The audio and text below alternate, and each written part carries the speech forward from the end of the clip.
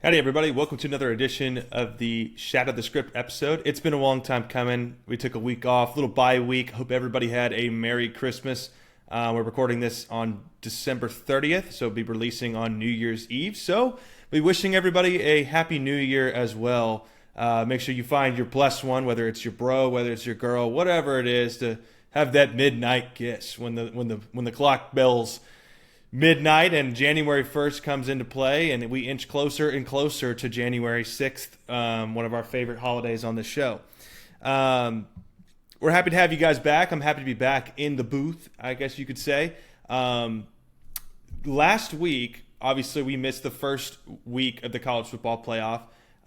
We also got into some Netflix games the middle of the week, which a couple of teams, specifically the Houston Texans, played 3 games in 11 days. They were part of that schedule. Me and Jacob covered it on the Stats and Scars episode, kind of discussing our predictions for those games and how oddly scheduled it was. There's always been there's now becoming a dispute whether NBA or NFL is like the games you should be playing on Christmas or whatever. So we'll see after 3 or 4 years of the NFL showing on Christmas whose day it actually is. Welcome to the show. If you're a first-time listener, you can find us on all platforms for social media content: TikTok, Instagram, and Twitter at Shatter the Script, or you can subscribe to our YouTube channel by searching at Shatter the Script. Follow us on Apple Podcast or Spotify, and you can find all of our episodes, video and audio, on all those channels. So let's get into it. I'm going to cover a couple of topics or outline a couple of topics before we get started. I really want to talk about the college football playoff week 1. I've kind of been dying to talk about this for a minute. That first week was pretty bad. And a lot of people had their complaints and their justifications and whatnot. And there was a lot that trickled down from the games itself that just kind of turned into madness.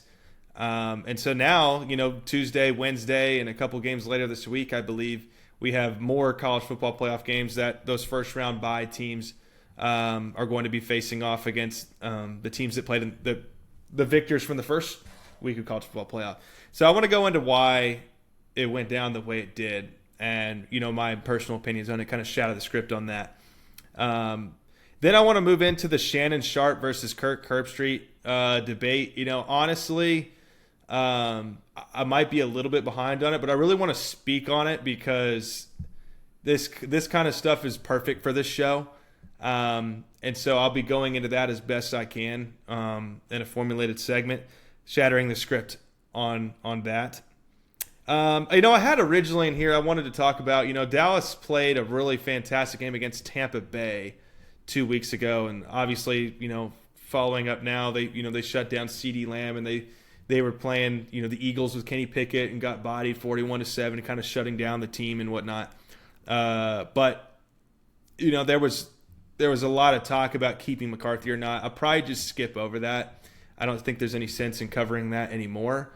I might just kind of poke at it. I want to cover the Netflix NFL, not the games, but the coverage. Because I think it was worth discussing. And then last but not least, I want to discuss the MVP argument between Lamar Jackson and Josh Allen, as this is becoming a very heated debate in the NFL world, and I feel like I need to be doing it justice. And so I'll come up with as much facts as I can about the two and kind of bring up historical context and whatnot. Well, let's get into the college football playoff narrative here.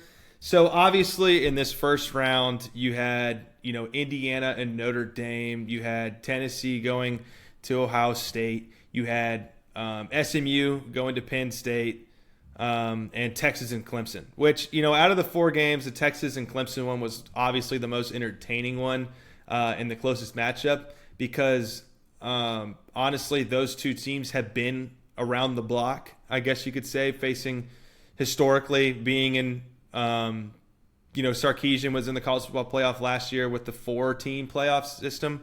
Dabo Swinney's been in a couple of national championships and a couple of playoffs. So there was a head coaching experience there to where the game was going to be close.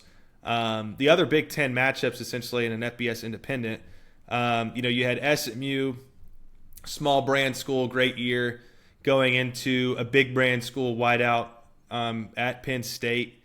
And, obviously I'm not going to get into what happened in any of these games, but I just want to give you the general overview here. So everyone is so mad, right? Like, everyone is extremely upset that these games didn't pan out the way they were supposed to. That the small brand schools went up to the big brand schools and didn't get the job done.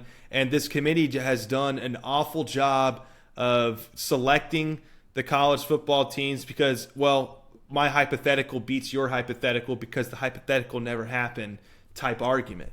And, I'm really talking about the SEC schools here because obviously, it's like old man yelling at cloud, like we've mentioned before.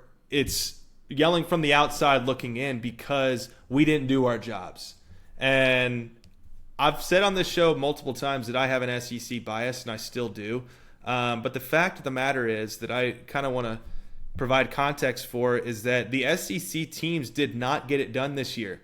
And you can bark all day long about strength of schedule, and yes, it absolutely matters, and it's absolutely relevant in the Southeastern Conference. However, when you're in the Southeastern Conference, you're part of that conference. It's your responsibility to go in there and win conference games and finish with a top-tier record, and then go into the playoffs and show why the SEC is the powerhouse of college football.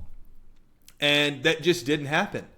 There were too many teams that were whining and complaining that, we would have beaten Indiana. Well, we would have beaten SMU. Oh, look at you, committee. You did a terrible job, picking these teams. You picked the small brand teams. Well, the small brand teams, one won their conference championship at like 11-1 or 10-2, whatever the heck it was. So they finished 10, 11 plus wins. Another one was 11-1, had the greatest margin of victory throughout the regular season in a Big Ten schedule. Granted, they didn't have the toughest Big Ten schedule. I'm talking about Indiana. But Kurt Cignetti did a fantastic job in the regular season. And they had the resume to show, we didn't have any slip-ups. I mean, we played Ohio State at their place and lost. But, outside of that, we did our jobs. We showed up. We beat the teams we were supposed to beat.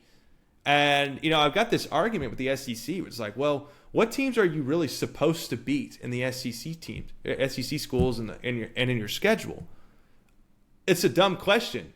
Well, Alabama, you should have beat Vanderbilt. Nick Saban's beat them for decades. Ole Miss, you should have beat Kentucky. Tennessee, you should have beat Arkansas. A&M, well, you should have beat Auburn in a down year. You could go down the list. Now, a respectable loss is Texas and Georgia. Now, Georgia, I believe, lost to Ole Miss. That's a good SEC school. It's not that bad of a loss. But that's why those teams got in and the others didn't. And not to mention Georgia won the SEC championship. And Tennessee had a very light schedule for the SEC, but they beat the teams they were supposed to beat, and they were 10-2. And people look at that and go, well, why didn't they play in the SEC championship? Georgia was 9-3 and they were 10-2 and whatnot. Well, strength of schedule, conference record, and head-to-head matchups. But my point is, they're so upset. They're providing all of these hypothetical scenarios from the outside looking in, whining and complaining about, well, I should have deserved a shot because my school's bigger, because my brand is bigger, because we play in a tougher conference. Yeah, but with that comes the responsibility to win within your conference. So my Shatter the Script take is, it's the SEC's own fault that they didn't find a place in the college football playoff. Plain and simple. You didn't win the games. Alabama, like I mentioned before, you lost to a lower tier opponent in your conference. And then you dropped one against Tennessee. And then you dropped another, and then so on and so forth. Ole Miss, you dropped one against Kentucky. You dropped one against this team. You drop another against this team. South Carolina, you got off to a slow start, picked it up. Just because you went on a run doesn't negate the fact that the beginning of your season was kind of a mess. Now, the way you were playing at the back half of the season, 100%. You probably could have won some college football playoff games. We're not questioning, are you better than Indiana or SMU today? We're not questioning whether you're better than Arizona State or whatever, even though they won their conference. But you get what I'm trying to play. Like, of course they can beat those teams. Anybody could beat anybody in college football. That's why we watch it. The point is that you didn't do your job, and those other schools did, which is why I said from the beginning when the committees decided on the teams that went in, which for the first time, I feel like in my analytical life, I've agreed with a committee of anything on what they decided. But, I mean, the SEC, by God, they made it easy for them. I mean, I don't understand what the fuss is about, because they're sitting there, Lane Kiffin tweeting his thumbs off, got blisters on the hands like he's been riding the damn cattle fence, barbed wire fence from Yellowstone all the way to fucking the 4.6s. I mean, that's how much that dude was tweeting and complaining. A grown man on Twitter just going off. And, I lose respect for that sort of thing, because it's like, dude, I mean, handle it with some professionalism. Maybe next year go in and instead of doing all that talk and chasing a Heisman trophy for your quarterback and stat padding every game, maybe get the job done when you play a Kentucky at home. Maybe get the job done when you lose your other 2 games. The other schools didn't lose those games. And so because of that, the result of the college football playoff first round was a disaster. It's the SEC's own fault. And I don't harp on Indiana for losing to Notre Dame the way they did. I don't harp on SMU for losing to Penn State the way that they did. I hoped that both of those teams would put up a fight, but my God, neither of those schools are going to compete with the depth and the brand and the atmosphere of those schools in a big-time scenario. Where do you think the SMU coach has practiced being in a college football playoff environment? No. Do you think the Penn State coach does? Well, yeah, he's been in around the block. He's played in some big bowl games, and I imagine he's been in a top 4 college football playoff system. Notre Dame's been there when they shouldn't have in the past, and Marcus Freeman's played in some big games as the head coach of Notre Dame. To go to the other side of the bracket, the Tennessee coach, he's had some success, but he's never been in a big-time game. Ryan Day has. And, I went with Tennessee on that one. I did not expect them to get blown out the way that they did. But would you say Tennessee's undeserving? Because if you said Tennessee was undeserving of getting in the college football playoff, then you automatically suggest that Ole Miss, Alabama, South Carolina, Texas A&M, whoever else you want to add, are all way undeserving. Because Tennessee did their job in the regular season. So, I guess with all that being said, the analyst and the fans and whatnot can yell and scream about their brand of football is better than the other school's brand of football, and that my hypothetical overpowers your hypothetical because historical context provides that the SEC conference is stronger, it's tougher schedule, it's bigger players. Yes, but you have to win within your conference in order to gain the respect and have the opportunity to show it with a grand amount of TV time in the college football playoff. I mean, hell, the college football playoff made it easy for you guys to get in this year. Easy. I mean, it was easy pickings. You get 12 teams in the college football playoff, and 4 of them are from Power 4 conferences and a group of 5. So you get 7 slots. So when, the teams that got in, Penn State, Clemson, Texas, Tennessee, Ohio State, Notre Dame, Indiana, all you had to do is win, 10, well, not all you had to do, but if you won to beat the teams you were supposed to beat, and yes, that's a real thing in the SEC, if you beat those teams, I mean, my God, you've gained respect. And you get, maybe one of you guys plays in the Pop-Tart Bowl and the other gets in the college football playoff. But 4 or 5 teams from the SEC are not getting in the college football playoff. It's just unrealistic, it's stupid, it's biased, and no one would let you get away with it. So they made it easy for you, and it's your own fault. Maybe next time, clutch up, son. So, that's kind of my argument with the college football playoff team. And, there's also the argument of should deserving teams be in the college football playoff or should it be the best teams? And to me, that was a common question that was being asked around. And I'm looking at it going, what is the difference? If we're going by deserving teams, do you mean that our armed forces teams should have been in because they're deserving because they laid their lives down for us? I'm serious. Is that what defines deserving? Do you think a 6-6 team fought their damn ass off to be 6-6? That's like saying Arkansas doesn't deserve to be 6-6. It doesn't make any sense. Arkansas and Oklahoma played a far tougher schedule than a lot of SEC schools, and you don't see them whining. You see them playing in bowl games, trying to get drafted, trying to get ready for the next year, whatnot. But or best teams. It's like, well, best and deserving are two the same thing. You can't be the best team and be non-deserving. Otherwise, you wouldn't be the best team. That's kind of our argument with Notre Dame every year. It's like, are they deserving of the college football playoff? And then Stephen A. Smith says something foolish, or somebody, whatever. Paul Feinbaum goes in and yells at the cloud. But it's like, well, no, historically, no, like, they don't play in a conference, so they're not deserving. And are they the best team? Well, no, there's no way to possibly figure it out because they don't play in a conference. So deserving teams in the CFP or best teams, they go hand in hand. There is no one or the other. For instance, Oregon, they're deserving and they're the best team. Go down to Texas. They're deserving. They're one of the best teams. Go down to Georgia. Are they deserving? Yes, they won the conference championship. Are they one of the best teams? Well, they won the conference championship in the SEC, so yeah, and they beat Texas twice. I mean, it's pretty simple, guys. I mean, you got to look at the language of what they're asking, and a lot of it's like they toy with you. The media toys with you just to get their entertainment clicks. And, I could very well be doing this for a lot of this stuff for clicks, and, I see how other people operate on X and whatnot to try and get you to engage, to outrage, to do something. I mean, it's the whole Barstool platform. So, I mean, what are we doing? Like, just look at it as yourself, debunk the mainstream media when you see this sort of stuff and go, well, what kind of question are you? Don't just blindly look at it like a zombie and go, oh, deserving team. Ohio State's a deserving team because, no, like, just look at it. Deserving and best are the same freaking thing. And you can go from there. And I'm not trying to harp on fans. I'm just trying to harp on, like, I read a lot of the comments. I'm on Twitter a lot. I mean, practically everyone's a zombie. And maybe they are bots. I don't know. Well, probably not, because I lost a lot of followers from bots being removed from my profile, which obviously were not bought and paid for. But, I mean, you get to a certain number, and then Elon Musk just strips all the bots away. And I was like, damn. I felt like Will Smith went into my followers list in the movie I, Robot and just started eliminating machines left and right.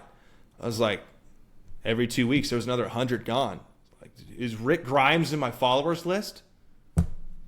Goodness gracious. No, but I actually I want a real authentic followers, obviously. Okay. Now, the Shannon Sharp versus Kirk Herbstreit debate. This one, in my opinion, is so funny to me. Because, so here's how it went down. We'll explain the scenario, then I'll go into my thoughts of, what I think about it. Kirk Herbstreit and Chris Fowler are commentating the Tennessee versus Ohio State game.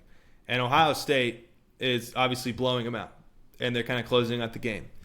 And so Kirk Herbstreit then makes the comment, well, on first take, they all thought that, Ryan Day would get fired. But, look, here he is, winning a college football playoff game, blowing out an SEC school. He really only said the first part. I'm just kind of adding the context of why he said it.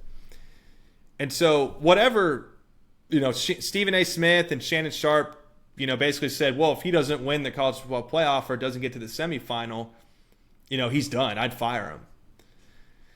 And I look at that and I go, like, stay in your element, for one. I'll keep explaining this scenario.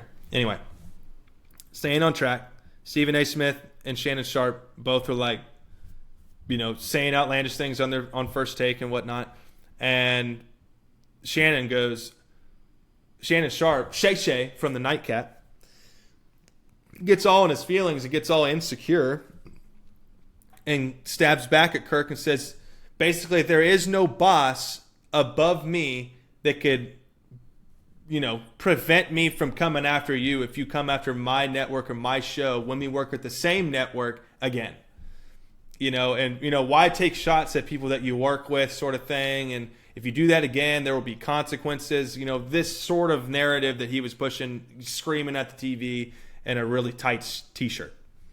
And I look at that So that's the scenario. 1 3-second comment turns into a TV rant on First Take on national television, and then he gets on his nightcap podcast and goes on for 6 minutes talking about the Kirk Herbstreit thing. And, there's nothing wrong with having your own opinions. I'm not attacking for having his own opinions and whatnot, and going on his own platform and explaining the scenario of why he said what he said. I think that's perfectly fine.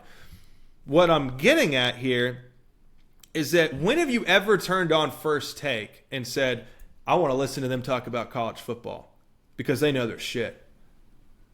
I mean, you could say, do they know anything about anything? But when have you ever turned on First Take and thought that? Or Get Up ESPN or whatnot? Like, no. That's not what they talk about. The facility, I mean, there's 1,000 of it. The facility, Get Up ESPN, First Take, Around the Horn, Pardon the Interruption. It's all NFL, NBA. I mean, it's essentially those two sports. And then you start talking about MLB, and you see a random sports anchor or analyst that you haven't seen in months, because it's always Stephen A. Smith, Shannon Sharp, Dan Orlovsky, and some light-skinned, big-titted girl on television. So my point is, Kirk Herbstreit is the most respected college football analyst in television history. He goes on there, and when you get around the table, he is the one that is giving his expert analysis in more depth than the rest of the table. You say, well, I've got Michigan over Ohio State. Me too. The guest says something funny. Move on to the next guy. Pat McAfee takes off his shirt, whips his dick out, and then Kirk Herbstreit gains his composure and goes, well, here's why I think Michigan doesn't have a chance to go against Ohio State. Provides historical context, statistical analysis, and whatnot. I'm not turning on First Take and going, oh, I wonder what they said about Ryan Day at Ohio State. I wonder what they said about Quinn Ewers. It's not their element. It's not even close. You really only go to that show. I mean, this podcast doesn't go to that show for anything. I mean, half the time, that first year, we just literally went after every single part of mainstream network, which is kind of what I'm getting at. But Kirk Herbstreit and Chris Fowler, like, college football is a different atmosphere. It's much more authentic. It's off the books. It's improv. It's live television, to where they're in front of a crowd, and it's just a completely different atmosphere. And it's a different ball game to cover. If you ask Stephen A. Smith to keep up with the transfer portal, or to keep up with a prospect and where the prospect is from, how many stars did he have? What's his path? Did he enter the transfer portal this year? Has he been a starter since his freshman year, or was he redshirted? Did he sit behind a first-round draft pick, and that's why he's good this year? Is LSU wide receiver U? Why? All these sorts of things. You go to Kirk Herbstreit. You go to Desmond Howard. You go to these different guys. And, I even argue, like, the guy like Pat McAfee doesn't really know a whole lot about college football. Timothy Chalamet knows more than him, as we saw on College Game Day, which, you want to talk about shattering a script. A dude probably made his own script and studied college football for like a month as a role to play as an actor on television, and killed it. And we're lucky the wind wasn't heavy that day, or he would have blown away like a feather. But what I'm getting at is, First Take, a lot of times, every single day, once or twice a day, for 7 days a week, they are debating a simple topic. It's, does Lamar deserve MVP? They all go off for another 5 minutes. Everybody gets about a minute and a half to yell and scream at each other. And then the next question is, does Phillip Rivers deserve a Hall of Fame spot after his comments? They all debate, do the same motion once again. Then the third topic, should Aaron Rodgers get the vaccine? Then they debate. Should Joe Biden win the presidency? Then they debate. I mean, it goes from political rants to outside the sport rants to basic arguments turned into the most complex scenarios, to where you don't even know what the hell they're going to talk about. Then they contradict themselves 2 weeks later, and it's just a mess. Whereas college football, it's unpredictable, and everyone knows it. And to get back on track here, a 3-second comment from Kirk Herbstreit in a game to where he's basically saying, look, college football is my element. I understand that you guys have your TV spots and you're one of the highly watched, morning television shows on the mainstream media in the sports industry. What I'm telling you is, you shouldn't call for college football players or coaches' jobs when you don't know a lick about it. Stay with NFL and NBA. Talk about LeBron being the GOAT. Talk about Tom Brady or Mahomes. Talk about Lamar and Josh Allen.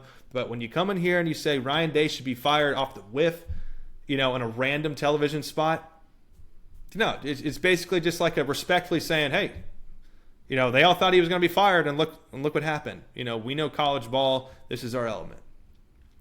And in the Shay side, the Shannon Sharp side, God, say that 3 times fast.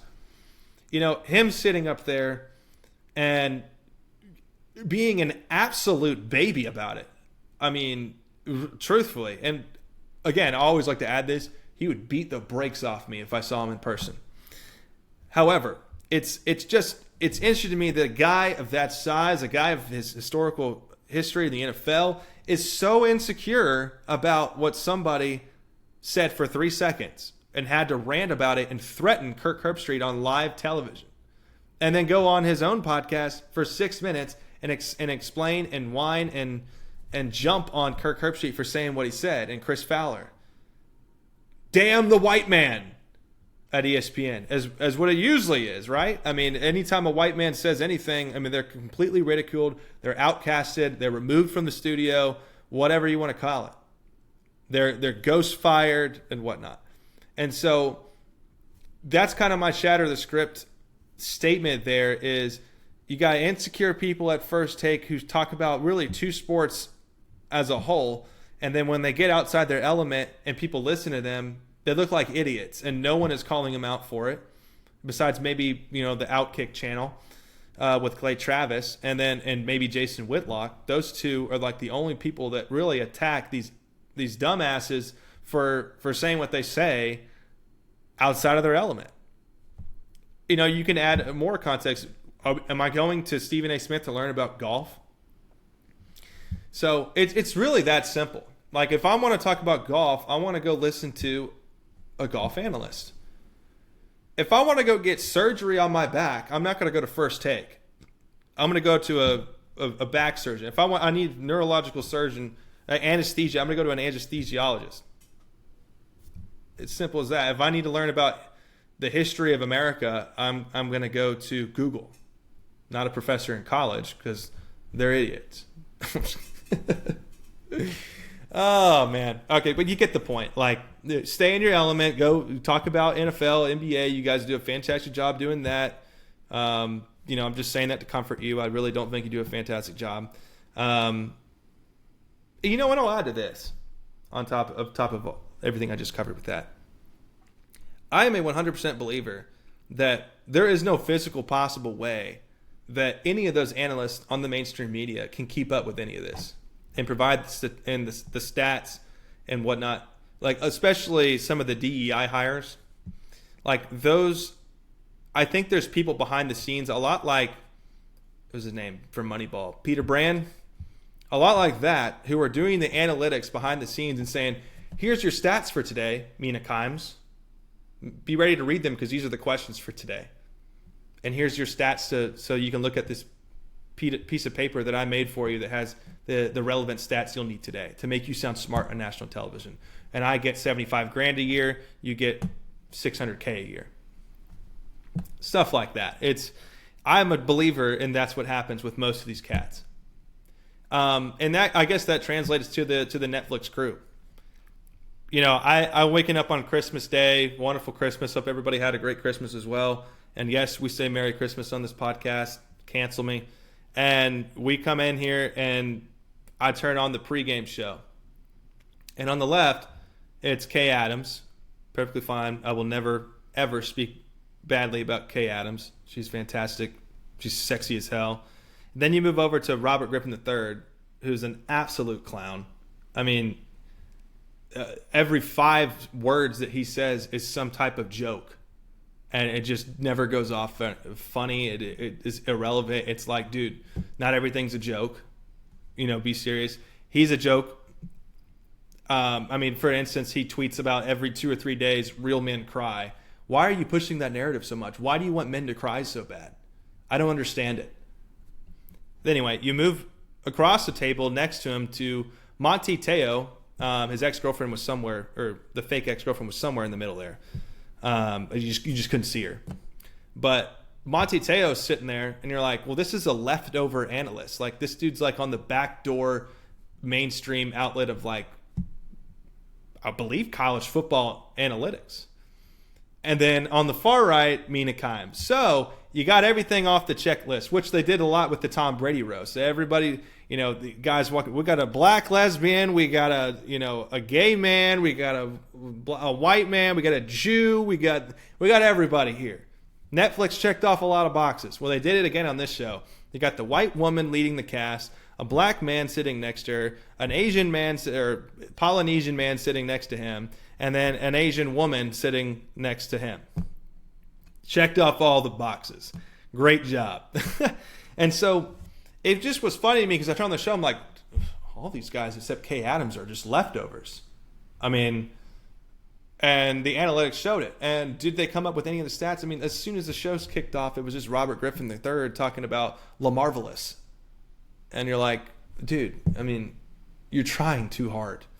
And I think what he's trying to compensate for is the young generation of, like, I don't know, people like my cousin's age where they're like, they like that sort of thing to where it's like, oh, it's hipster. It's Gen Z. I'm trying to be Gen Z when I'm not a Gen Z. Like, just talk sports. Like, there's a joke every now and then. Like, leave the jokes up to Shaq and Chuck. But anyway, his analytics is not that good either, in my opinion. I listened to him. I mean, he's parading on Twitter. I'm not trying to hate too much, but I'm just saying he's parading on Twitter like, oh, I've wanted Jaden Daniels to beat my rookie rushing record this whole time, and I'm super proud of him. I'm like, dude, no one even asked. Like, who even asked you to post your own record being broken? Like, and then followed up with real men cry. It's like, well, cry about your record then. And I'm sure he's a great guy. Anyway, I just think it's funny that, Netflix will go in there and they'll check off all the boxes. And then not to mention the post-game show. And I don't want to harp on the young lady, but she did a very, very bad job. Like, she was hesitating on her words. She didn't know where to take the conversation. Didn't look like she knew what the questions to ask post-game. She was very uncomfortable because, well, shockingly, none of the players wanted to eat the red velvet football cake. I mean, it was just hesitating after Patrick, you won today. So, did you? How did you do it? What is it like throwing to Travis Kelce? It's like, what? Like, you couldn't think, like, Travis Kelce, like, you broke the record or whatever. How did it feel? Like, are you proud of yourself? Like, it's not that hard to ask a question after the game. It's very simple. And, I've always been, I guess a critic of, like, sideline reporters in general because, and, not in, like, a very harsh way, but it's just like they ask Mike McCarthy or some coach at halftime just, like, the most basic question. All right, you're down by 7. It's like, let's say the score's 14-7. What do you got to do to come back? How are you going to – do you guys have a plan to stop Lamar Jackson in this game? Yeah, we do plan to stop him. Yes. It's like, okay, well, how do you want to bounce back from a 7-point deficit? Oh, we're going to score more and we're going to play better defense. And then that's the analytics. They come with the off-the-screen reporting where it's like, I spoke to Mike McCarthy earlier about, the injury to Dak Prescott, and he told me Cooper Rush will be coming in to play for him, and that they're going to roll with the next man up. And it's like, whoa, like, big news there. They're going with the next quarterback on the depth chart. And so, and I don't want to hate too much on sideline reporters. Like, I love Aaron Andrews, Laura Rutledge. I think there's another girl named Molly. They all do a great job. I just think it's funny. Like, they're really there to be looked at. I mean, if men are being honest with themselves, it's like, shut up. Aaron Andrews is on the screen, and you just look at her, like, and whatever report she came out with one, you already know. If you're a ball knower, you're like, well, obviously he's going to say that. We're not even listening. We're just looking at the eyes and the pretty hair, and you do a great job. No disrespect to silent reporters. I'm just being facetious. Don't take any of that seriously. They do a fantastic job. They're very efficient in what they say. They are, except with the one at Netflix. That one just was not that great. So, okay, moving on into. I guess I need to put it out there. I really don't want to hate, but if we're gonna call this network the Shatter the Script Network, then I got to go after the script. I got to go after the mainstream media. I got to be critical of these things when I see criticism being available, and I got to back it up myself and do a better job than what they do. So when people come to me and say, "Oh, well, what's your analysis?" Well, then I'll give them my analysis and I'll tell you what I believe and back it up with what I believe is the truth.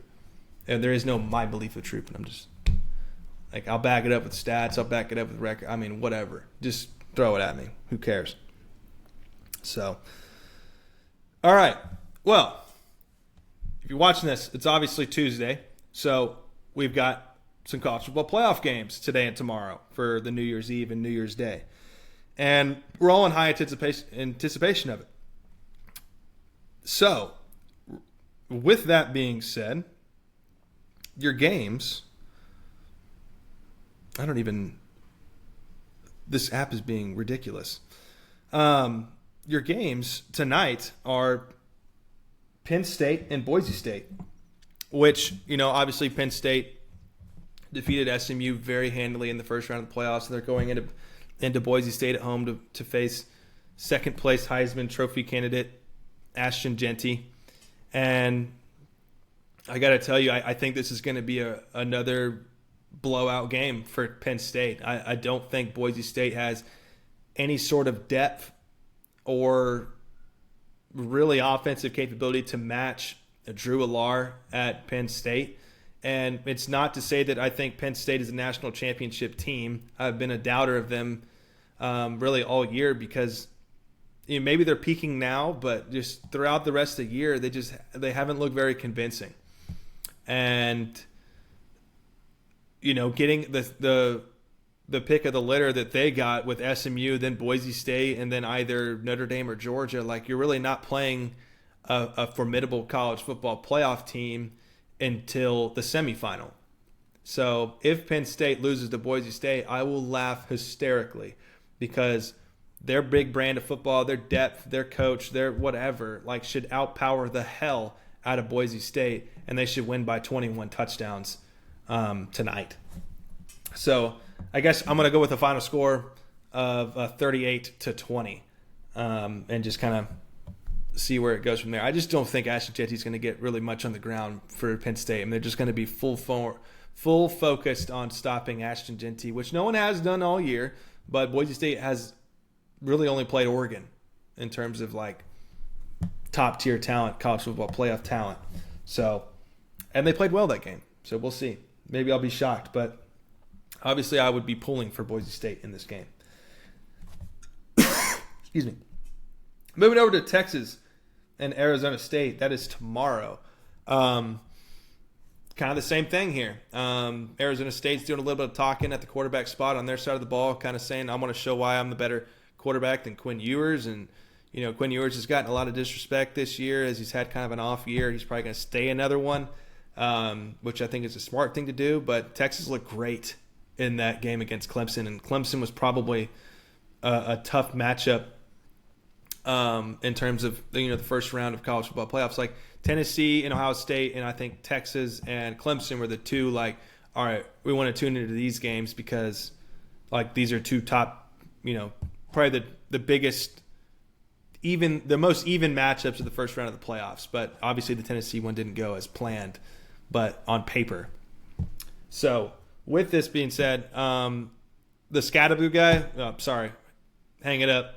It's over after this one. Texas is going to win this game 35-17 pretty handily. I think Texas defense is going to outpower them. I think Quinn Ewers is really not going to have to do much. They're going to be really effective on the ground. That Big 12 defense just, I don't think is going to even put really put a stop to Texas at all. And Texas will only score 35 points.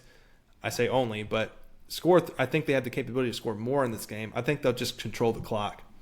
I think they'll dominate time of possession and just kind of steamroll them. And you won't see much of Scadaboo because, well, they'll be down most of the game. So if anything, he'll be catching passes. But I think he's a sixth-year guy. I don't know. But then later on Wednesday, you get Oregon and Ohio State. Now, this is going to be a really close game.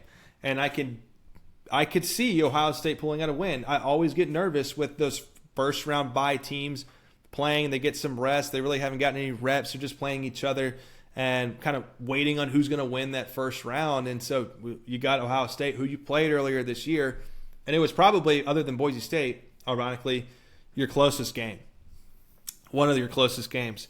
And Will Howard had the opportunity to win this game for Ohio State, and it just dudded it in plus territory around the 40 on an awkward mishap. So I think in this game, Ohio State's going to want their revenge, but Oregon's going to pull out the win. I think 31-28. I think it's going to be Oregon's probably going to win by,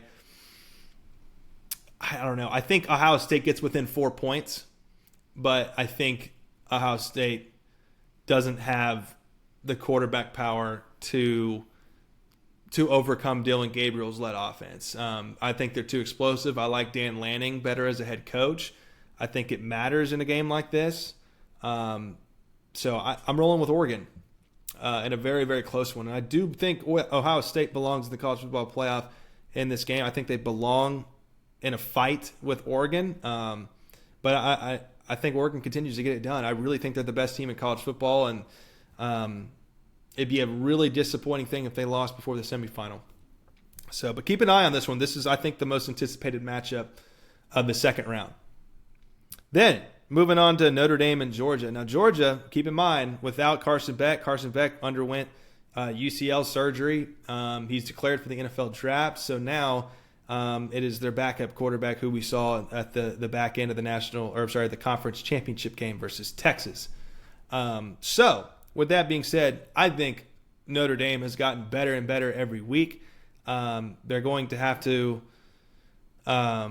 really buckle up against Georgia's defense. I think the thing that worries me the most is that Notre Dame won't be able to move the ball against Georgia's defense. I'm not really worried about whether or not Notre Dame can play defense against Georgia's offense. It's the other way around. So I think this game's going to be a defensive ball game. Obviously, I think with the backup quarterback, there's not going to be a lot of moving the ball repetitively. I definitely think, though, both teams will get in the end zone and have some shot plays and whatnot. Riley Leonard's really going to have to clutch up for Notre Dame if they want a shot at this one. I'm taking Georgia 23-17.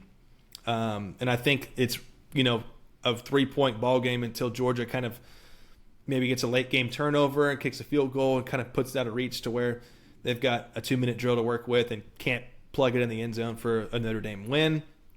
So I think Georgia wins this game in a defensive ball game, 23-17, and then you'll have, Georgia and Penn State playing one another in the semifinal.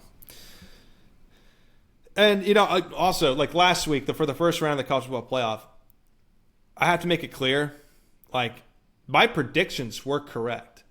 However, the way I think they would have gone down was way off. I did say Notre Dame would win. I did say Penn State would win. I did say Texas was going to win. I said Tennessee was going to win. Obviously, I was way off on that one. Like we said, college football is one of the most unpredictable atmospheres. It is the most unpredictable atmosphere in sports.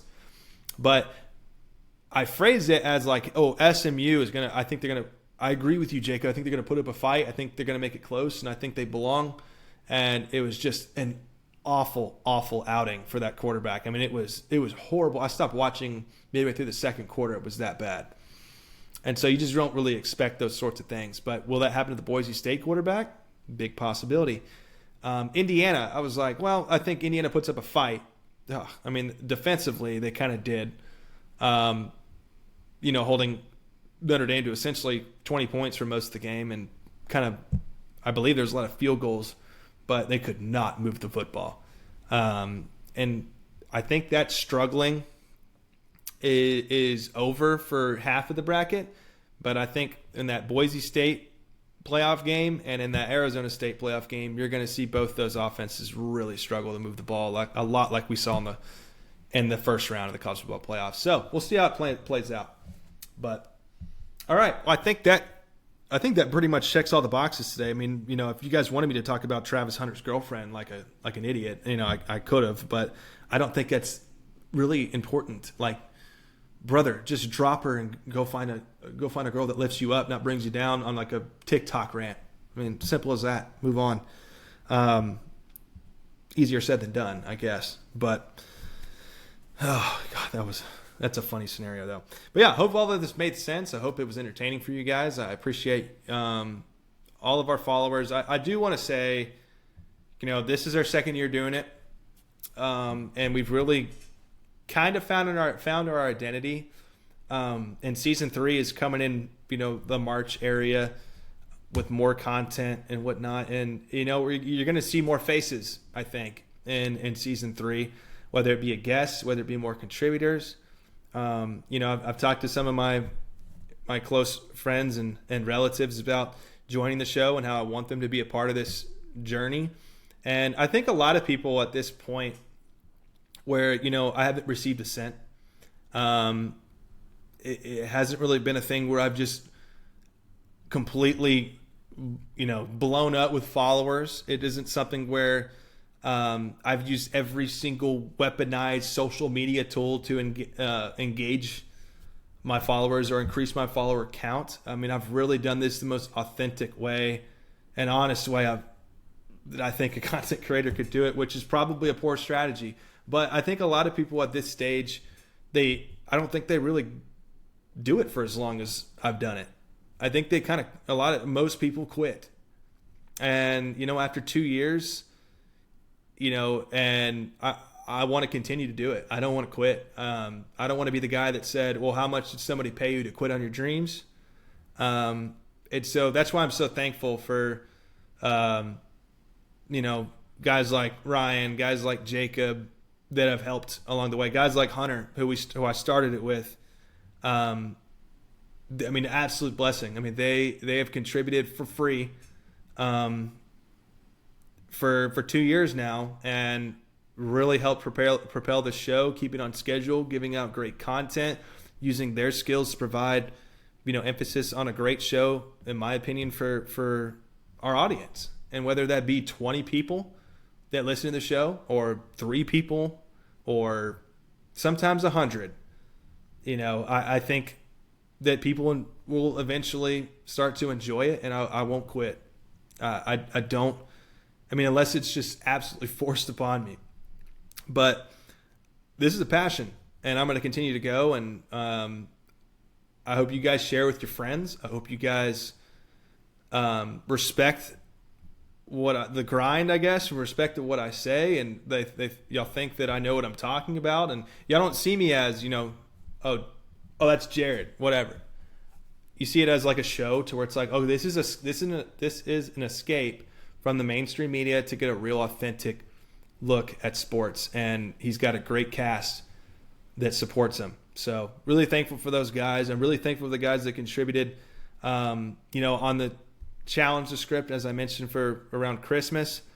And so I'm going to be thankful for the guys that joined the show and the guests that be a part of the show later next year. So I'm excited. There's going to be a lot of fun things we're going to add. And it's going to be a fun off season, more entertaining. And I hope you guys stay along. So I'm having fun with this thing. I think we're just getting started. So, all right. Big thank you, you guys. Again, second year. If you've been along for the ride, thank you. Very, very, very thank you. Big thank you from me. Bottom of my heart. I'm very thankful. Jesus has blessed me with the ability to speak, with the ability to communicate, and I give it all up to Jesus. Jesus is my Savior, and He's my rock, and that is the one thing that will be a consistent attribute to this show, along with some professionalism. So, super thankful. Y'all have a fantastic New Year's. Don't do anything stupid. Go have some fun. Wives, hold your wives closely. Hold your husbands closely. Give them a big hug. And, this is some wild, wild times right now. So just be thankful you're here. Be thankful that you've been on this planet. You're experiencing the most unique time in our Earth's history, and that you've made it this whole year, and you've overcome adversities, and you've and challenges and setbacks, and you've had blessings, you've had success. Take it all in. Take 10 minutes. Just take it all in. Pray and praise God, because I'm ranting, but hey, it's the end of the year, and I'm thankful to be alive. I'm thankful to be here, and hopefully I'm a voice for some people, whether it's one or two people. But I appreciate all of you guys following. I appreciate family, friends, everybody. Have a very happy new year. Hope you guys had a very Merry Christmas, and go knock 2025 out and be safe. All right. Happy New Year, everybody, and I'll see y'all next week.